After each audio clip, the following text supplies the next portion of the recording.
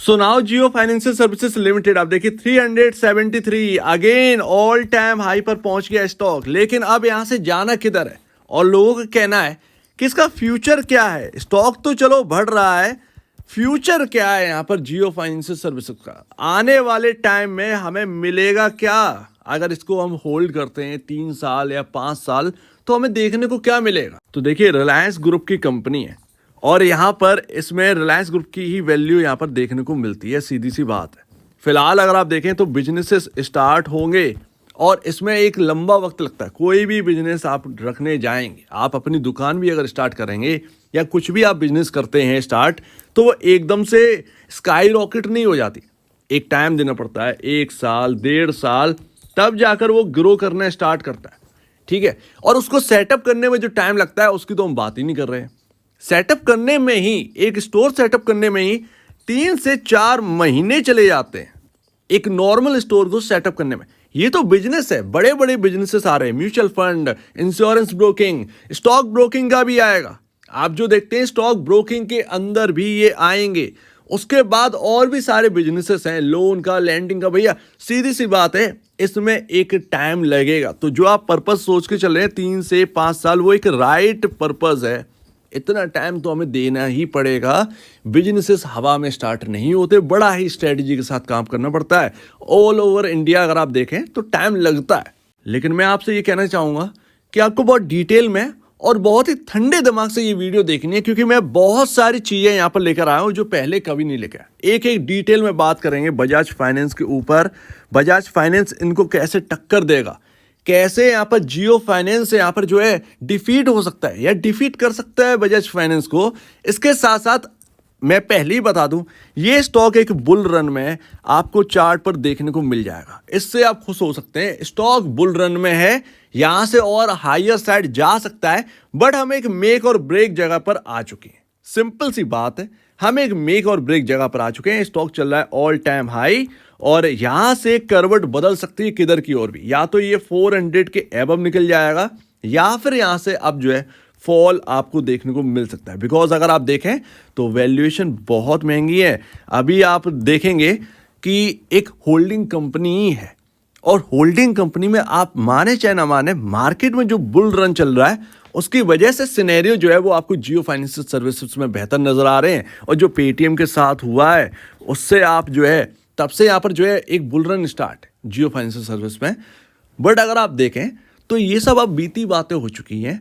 अब यहाँ पर रियलिटी में आएगा मार्केट रियलिटी में आएगा, वो वैल्यू देखेगा। एक बार मार्केट यहाँ पर करेक्शन स्टार्ट हुआ, आप देखेंगे कि जियो फाइनेंशियल सर्विसेज भी उससे पीछे नहीं हट सकता, क्योंकि एक होल्डिंग कंपनी है और होल्डिंग कंपनी के नाते 30% का डिस्काउंट रहता है उससे वैल्यू में जो आपको मिलती है अपनी कंपनी से। यानी कि जो इनकी वैल्यू है रिलायंस की, उससे 20-30% का डिस्काउंट। एचडीएफसी में भी यही था, 20-30% का डिस्काउंट पर काम करती थी वो कंपनी, एचडीएफसी बैंक के कंपैरिजन। लेकिन ये तो रीत रही है। फिलहाल इसमें थोड़ा सा साइकिल जो है वो चेंज हुई है। अब हम डिस्काउंट नहीं देखते हैं, अब हम होल्डिंग कंपनी में प्रीमियम देख रहे हैं, जो कि अभी हमें देखने को मिल रहा है। और रिलायंस जियो फाइनेंशियल सर्विस में 100% का प्रीमियम आपको देखने को मिल रहा है। 100% का प्रीमियम इस वक्त आपको देखने को मिल रहा है। तो देखिए अपॉर्चुनिटी और उसके ऊपर बात करने से पहले मैं पहले स्टॉक की बात कर लेता हूं कि वैल्यूएशन कहां पर पहुंच चुकी है, क्योंकि इससे आप पीछे और मुंह नहीं मोड़ सकते। हर एक का कॉन्फिडेंस है कि होप है कि ये आएंगे और ये तोड़ मरोड़ देंगे पूरी इंडस्ट्री को, सीधी सी बात है। बट उसके रीजन भी तो हमें पता होने चाहिए। इसलिए मैं कह रहा हूं कि ठंडे दिमाग से देखिएगा, आपको डिटेल में समझ में आ जाएगा कि कौन सा लीडर क्या कर सकता है और ये क्या कर सकते हैं। अगर आप देखें तो इनके जो स्ट्रॉन्ग बिजनेसेस हैं वो अभी जियो आप देख सकते हैं, जो कि यहाँ पर जो है टेलीकॉम कंपनी। जियो बहुत ही एक उम्दा कंपनी इन्होंने बनाई, उसने तोड़ मरोड़ के रख दिया। अब वो तोड़ मरोड़ के लिए ऐसे रख दिया क्योंकि एयरटेल जो है वो गलतियां कर रहा था, वोडा जो है वो गलतियां कर रहा था, जियो को ये करना ही था। अगर ये नहीं करते तो इनकी जो एक मानसिकता है वो सुधरती नहीं। जिस तरीके से महंगे जो एक रिचार्जेस हमको दिए जा रहे थे उसमें यहाँ पर जो है ना, मतलब क्या क्रांति आती, तो जियो ने वहां पर कर दिया। बट अगर आप देखें तो जिस फील्ड में ये जा रहे हैं वहां पर क्रांति ला सकते हैं या नहीं ला सकते हैं, क्या वहां पर कुछ गलतियां हो रही हैं, तब जाकर आपको समझ में आएगा। इसके साथ साथ आप देखो यहाँ पर जो है रिलायंस की जो टोटल वैल्यूएशन है इनके स्टेक की 1,20,000 करोड़ रुपए की है। ठीक है, 1,20,000 करोड़ की मार्केट कैप अब आपको कहां देखने को मिला है, 2,37,000 करोड़ का, यानी कि डबल हो चुका है मार्केट कैप।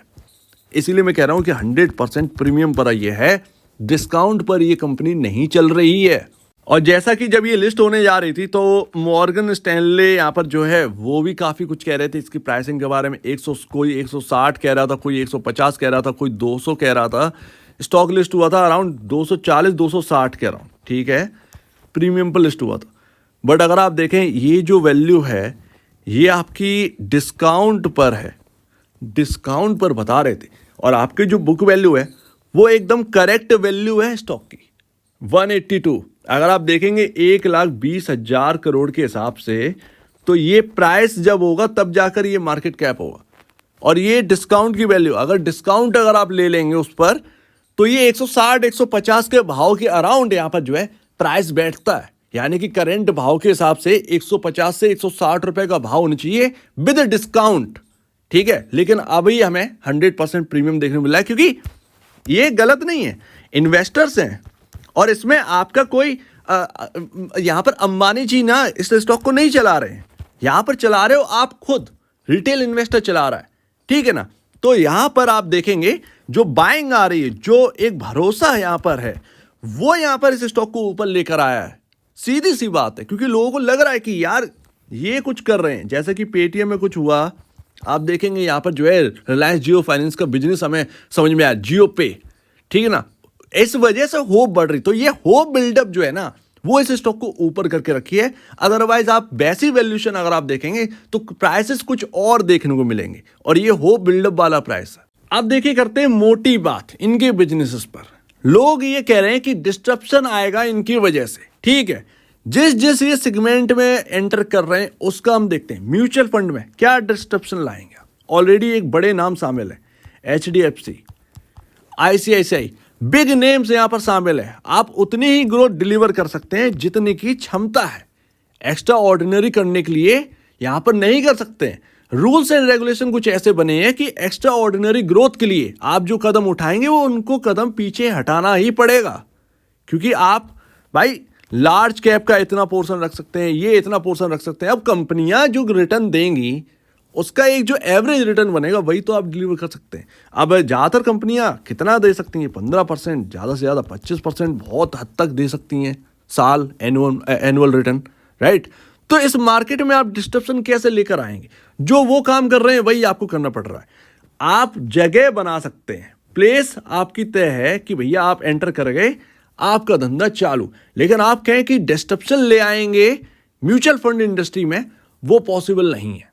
दूसरा आपका हो गया स्टॉक ब्रोकिंग। ये बड़े ध्यान से सोचिएगा तब आपको समझ में आएगा म्यूचुअल फंड इंडस्ट्री में क्या लेकर आ सकते हैं। स्टॉक ब्रोकिंग में लेकर आ सकते हैं जीरोधा, ठीक है, जीरोधा यहां पर हुआ, आपका एंजल हुआ, ठीक है।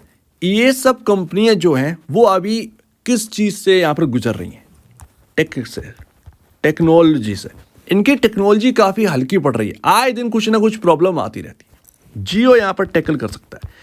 कहीं ना कहीं जीरोधा और एंजल वन सस्ती टेक्नोलॉजी कहीं ना कहीं यूज कर रहे हैं।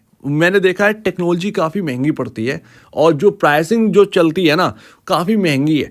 तो कहीं ना कहीं अब पता नहीं है, इनके पास भी कोई ऐसा नहीं है कि स्मार्ट बंदा है नहीं इनके पास, इनकी टीम में बहुत सारे लोग हैं, लेकिन किस तरीके से काम करें, कैसे टैकल करना है, ये इनको आगे टैकल करना होगा टाइम से पहले। अदरवाइज जियो जैसे ही स्टॉक ब्रोकिंग में कूदेगी ये मार्केट खा जाएंगे 100%। अगर इन लोगों ने ये गलती नहीं सुधारी ये मार्केट खा जाएंगे 101%। ब्रोकरेज भी यहाँ पर जो है लेनी की देनी पड़ेगी इस मार्केट में। इस मार्केट में जरूर यहाँ पर डिस्ट्रप्शन आ सकता है। जियो कह देगा हम 5 रुपए या 10 रुपए पर लॉट दे देंगे, जो यहाँ पर चार्जेस हैं, जो यहाँ पर आपके गवर्नमेंट चार्जेस हैं उनको कटू के हम कुछ पैसे लेंगे, ये तो चला लेंगे क्योंकि इनके पास पैसे हैं। इनका क्या होगा, तो वो इनको टैकल करना होगा। कैसे टैकल करेंगे ये आगे देखा जाएगा, बट इस मार्केट के अंदर डिस्ट्रप्शन ला सकते हैं, यानी कि स्टॉक ब्रोकिंग के अंदर। और देखिए ये सब कंपनियां अच्छी हैं, जीरोधा और एंजल वन, बट ये टैक्स से मारी जा रही हैं। और अगर ये सॉल्व नहीं करेंगे ना तो जो जियो ने एयरटेल और वोडा का हाल किया है ना, कुछ ऐसे ही हाल हो जाएगा, क्योंकि आपसे छिन जाएगा। लोग को चाहिए हाई टेक्नोलॉजी और कम पैसे में काम। आप ऐसा दे सकते हैं तो आपके साथ जुड़े रहेंगे। कौन सा यहाँ पर जो है वो रहेगा, इनके साथ जुड़े आएंगे अगर ये सस्ते में और अच्छी टेक्नोलॉजी प्रोवाइड करवाएंगे। तो ये सोचने वाली बात है, इसमें कोई कमी या खराबी वाली बात नहीं है।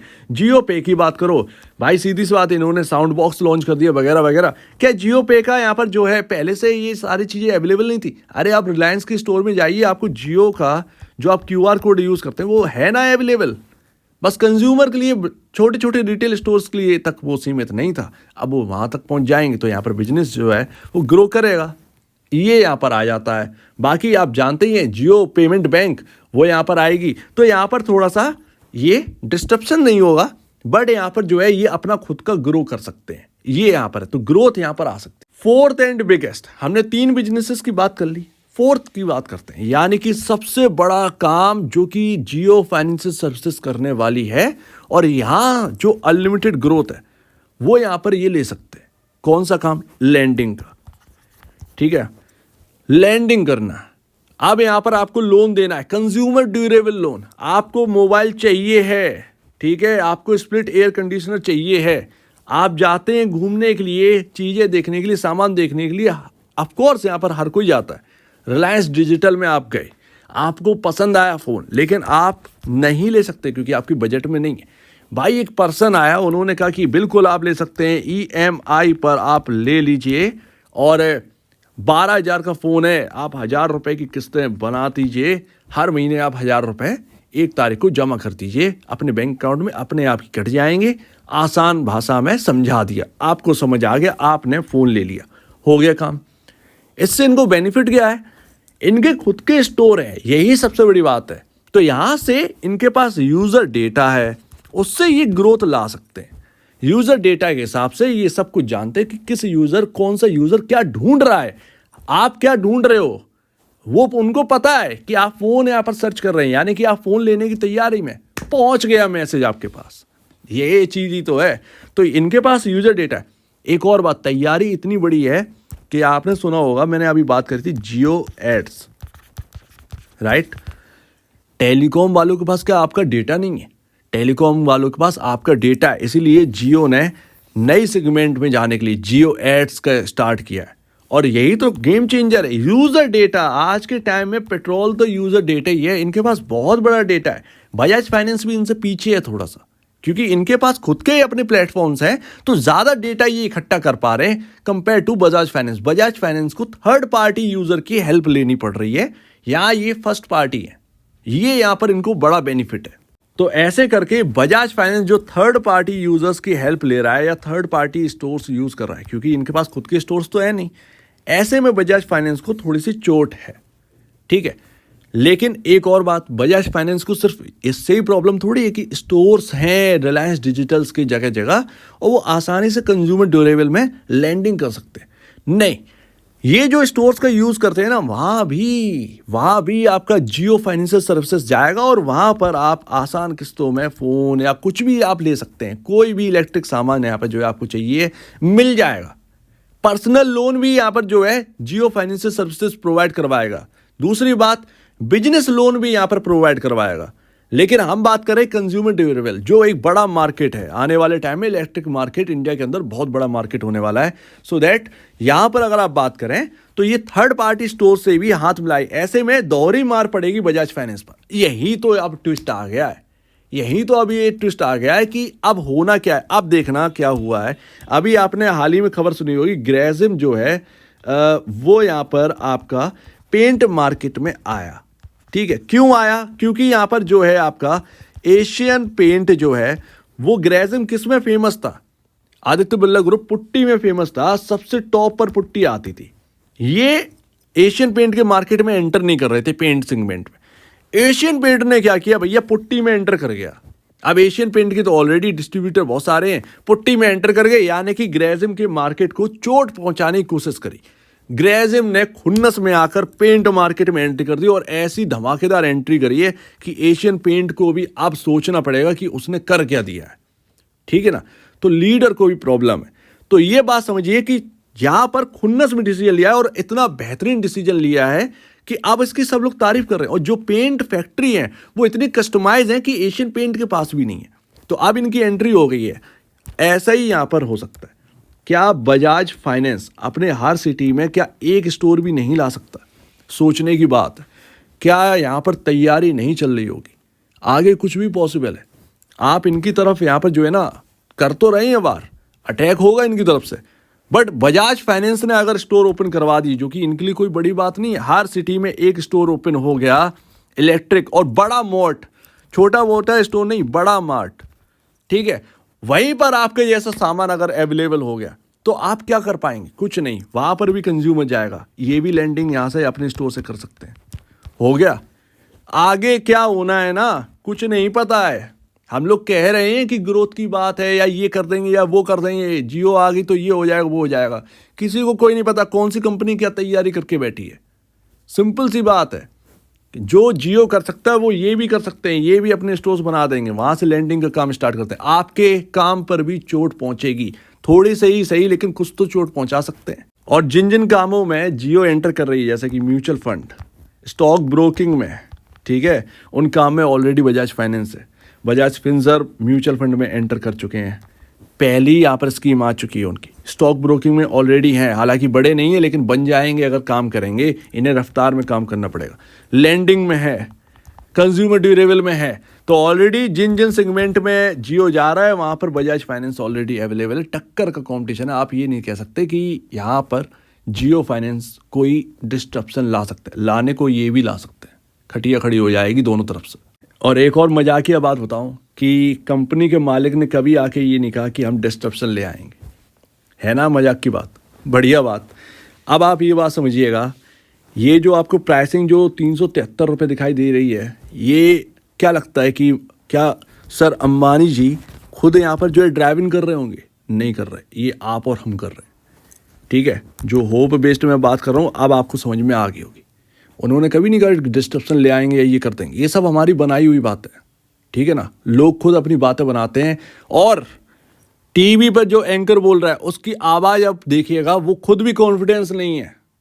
समझ रहे हैं ना इस बात को? वो बोल रहा है लेकिन खुद भी कॉन्फिडेंस नहीं होता है। आपको उनकी आवाज़, उनकी टोन से समझ में आएगा। एंड लास्ट बुल मार्केट है, जो भी होगा आगे देखा जाएगा। इससे आपको फ्यूचर समझ में आ गया होगा। हालांकि वैल्यू बढ़ेगी, जिस तरीके से बिजनेस में एंटर करेंगे, सीधी सी बात है ये कैप्चर तो करेंगे, बट जो कंज्यूमर ड्रिवेबल है, जो सबसे बड़ा ड्राइवर है, वहाँ पर ये क्या कर पाएंगे ये पता नहीं। इसके साथ साथ जियो पे की और मैं बात बता दूं, अगर यहाँ पर यूपीआई पर कोई एक पेमेंट आपको करना है 10,000 का और उस पर कोई चार्ज लगा दिए, तो ये समझिएगा कि जियो फाइनेंस का जो बिजनेस है, जियो पे का जो बिजनेस है, वो फट पड़ेगा बुरी तरीके से। मैं ये पेटीएम से भी कह रहा हूँ, मैं ये जियो पे से भी कह रहा हूँ, और मैं लगातार कह रहा हूँ कि अगर यूपीआई में 10,000 पर 10 रुपये या 5 रुपये का भी अगर एक चार्ज लगना स्टार्ट हो गया, इन कंपनियों के लिए बिगेस्ट बेनिफिशियरी होगा। क्योंकि इतने ट्रांजैक्शन होते हैं, हिसाब नहीं लगा पाएंगे कि एक दिन की इनकी कमाई कितनी हो सकती है। समझ रहे हैं ना? तो ये एक गेम चेंजर साबित होगा, लेकिन वो अभी नहीं हो सकता। जब होगा तब होगा, अगर ऐसा हुआ तो। फिलहाल आप देखेंगे तो यहाँ पर जो है वो आपको बुल रन देखने को मिला है और ये चल रहा है 235 से। और ये मैं ऑलरेडी आपके सामने रेंज रखी थी बहुत पहले, 235 से 267 का अगर रेंज पार करेगा ये फट जाएगा। वही यहाँ पर हुआ। पेटीएम की खबर ने भी थोड़ा सा यूज़ किया यहाँ पर, तो यहाँ पर आप देखिए कितना बड़ा यहाँ पर गेम चेंजर साबित हुआ। रीटेस्ट किया और वापस घूम गया, लेकिन अगर आप देखो तो ये लगातार ये फॉलो कर रहा है 235 से, और ये फरवरी 2024 से ट्रेंड लाइन को फॉलो कर रहा है। लगातार एक ट्रेंड लाइन को फॉलो कर रहा है, लगातार एक ट्रेंड लाइन से साथ है, और अभी भी ट्रेंड लाइन के साथ। अभी हम हैं 375 जो कि ऑल टाइम हाई है। जब तक ये हाई क्रॉस नहीं होगा तब तक कोई मज़ा नहीं आएगा। बिल्कुल यहाँ पर सटीक एक गिद्ध की आंखें रखना, या तो यहाँ से फॉल आ जाएगा या फिर यहाँ से जो है ये स्टॉक 400 के एवर निकल जाएगा। जो कुछ भी हो यहाँ पर होगा। अगर आपको बिग प्रॉफिट हो रहा है, कुछ बुक करना स्टार्ट कर दीजिए, क्योंकि वैल्यूएशन एक हद तक बढ़ सकती है। वैल्यूएशन वैसे भी हाई हो चुकी है, कहीं ना कहीं आपको थोड़ा सा बुक कर लेना चाहिए। एज अ सजेशन है ये, बाकी आपका डिसीजन जो भी होगा। कुछ बुक कर लो, बाकी इससे छोड़ दो, यहाँ से जो चलेगा वो तो रिटर्न दे ही जाएगा, अगर नहीं चलेगा नीचे आएगा तो आपके पास बुक करे हुए पैसे हैं, आप नीचे यहाँ पर जो है अपना एवरेज कर सकते हैं। ये स्ट्रेटजी अपना सकते हैं बुल रन में। जब तक ये ट्रेंड लाइन नहीं टूटेगी तब तक कोई भी यहाँ पर जो है गिरावट मुश्किल लगती है। एक बात और, अपने 1 डे कैंडल स्टिक चार्ट पर ये ट्रेंड लाइन को लगा लीजिए, आपको रेगुलर अपडेट आपको मिलता रहेगा हर टाइम का कि ट्रेंड लाइन पर ऊपर है या नहीं है। जब हमें दिख रहा है कि फरवरी से लगातार वो ट्रेंड लाइन चल रही है, वो एक बुल रन में स्टॉक चल रहा है, तो हमारे चार्ट पर लगा होना चाहिए ना, तो आपको पता रहेगा हर वक्त कि क्या चल रहा है। फिलहाल जो नए बायर हैं वो थोड़ा सा ध्यान दीजिए, स्टॉक की वैल्यूएशन हाई हो चुकी है, सारी चीज़ें हम समझ चुके हैं। एक बार इस पर स्टडी करिए, 2-3 पीनट्स के लिए यहाँ पर इन्वेस्ट मत करिए। खाओ तो लंबा खाओ, होने को तो ये स्टॉक भी यहाँ पर 1,500 या 2,000 का हो सकता है, लेकिन उसके लिए बिजनेस चाहिए और वो आगे होगा भी, लेकिन इतना आसान नहीं है। उसमें एक लंबा वक्त चाहिए, लंबा वक्त देना ही होगा। अचानक से आने से कुछ नहीं होगा, लंबा वक्त देना पड़ेगा। एक दुकान भी सेटअप करने जाओ तो 3 से 4 महीने लग जाते हैं। ये तो बहुत बड़ा बिजनेस सेटअप कर रहे हैं, कितना टाइम लग सकता है, तो वो आप देखिए। सो उम्मीद है आपको काफ़ी कुछ समझ में आया होगा। एक बार खुद भी स्टडी करिए, मेरी ना सुनिए, खुद भी स्टडी करिए। इन पॉइंट्स को अगर आप गहराई से सोचेंगे बहुत कुछ आपको समझ में आएगा। मार्केट में बहुत सारे स्टॉक हैं जो कि हाई ग्रोथ आपको डिलीवर कर सकते हैं।